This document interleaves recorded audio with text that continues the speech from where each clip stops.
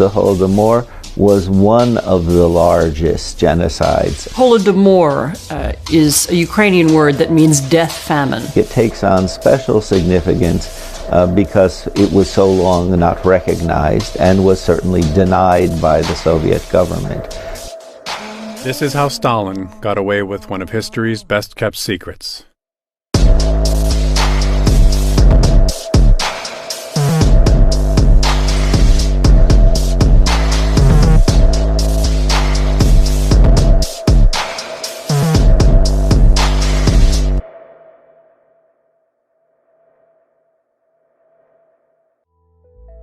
But how did we get here?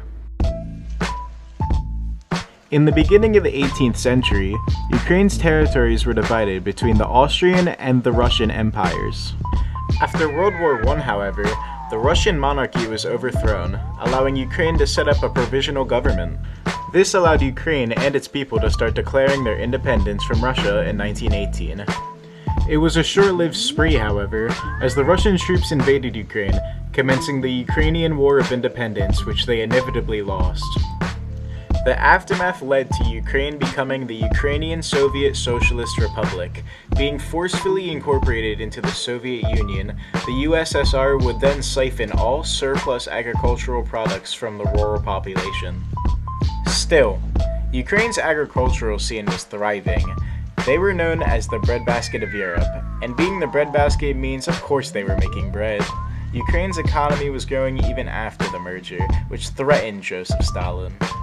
Unfortunately for Ukraine, however, Joseph Stalin is not the man you want to threaten.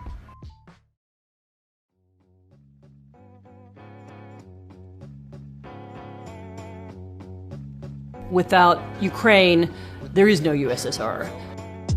Stalin sought, through the famine, to impose his control on Ukraine.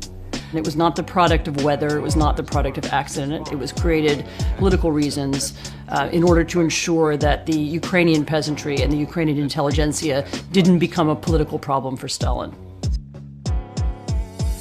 The purpose of the Holodomor was to ensure that Ukrainian peasantry and political elites couldn't seek independence. As such, he conducted numerous plans to dismantle Ukraine. He used widespread intimidation, arrests, and imprisonment towards thousands of Ukrainian intellectuals, church leaders, and Communist Party officials who had supported pro-Ukrainian policies. On top of all of that, he implemented the first 5-year plan, which is the main thing people think about when talking about the Holodomor. The plan focused on the collectivization of agriculture, which gave the Soviet state direct control over Ukraine's rich agricultural resources and allowed the state to control the supply of grain for export. The exported goods then directly funded the USSR's transformation into an industrial power, with zero trickle-down to Ukraine. This made the quality of life terrible for the people of Ukraine.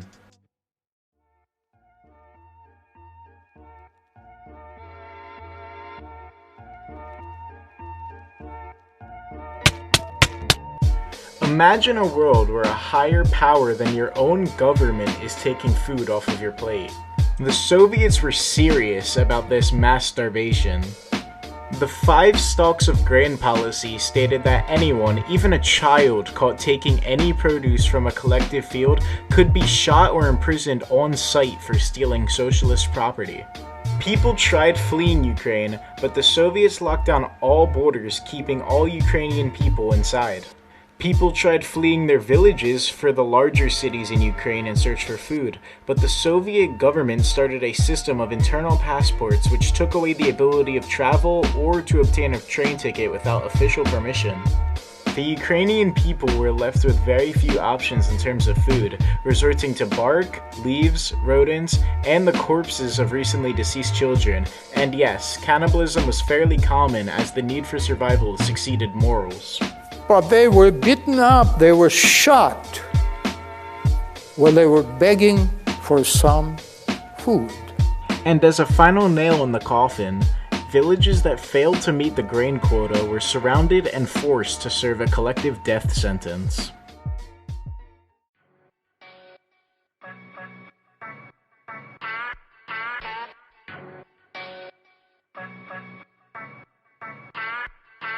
The Soviets had already surpassed the first 9 stages of genocide, and they were about to pull off the 10th.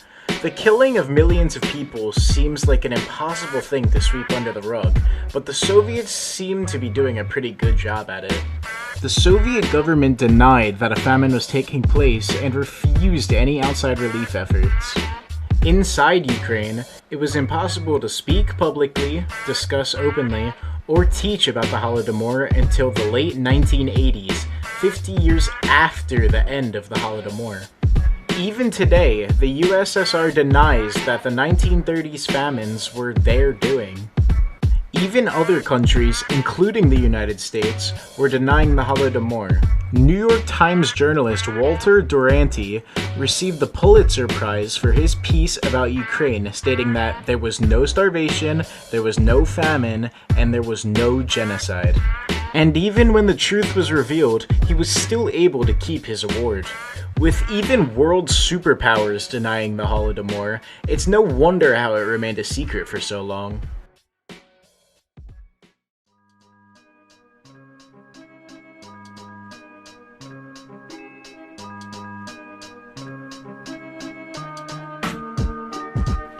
As much as I wish this story had a happy ending, unfortunately things don't always end up that way. Ukraine ended up losing almost 14% of their total population as a result of the Holodomor. Eventually though, they got their independence in 1991. Only in 2006 was the Holodomor globally recognized as a genocide.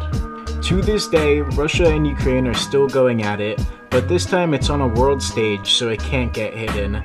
It's sad to know that to this day there are still genocides happening all over the world that won't get recognized for decades to come. But for the Holodomor, the Ukrainian people can finally begin their recovery knowing that Stalin's secret has been revealed.